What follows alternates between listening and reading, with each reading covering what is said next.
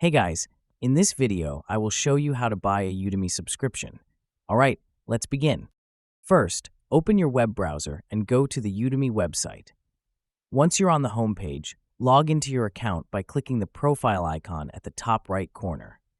After logging in, click on your profile icon again and select Subscriptions from the drop-down menu.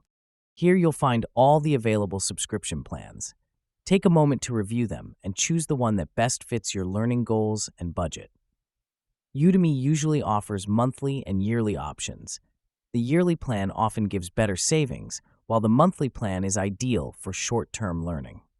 Once you've decided, click Subscribe next to your preferred plan.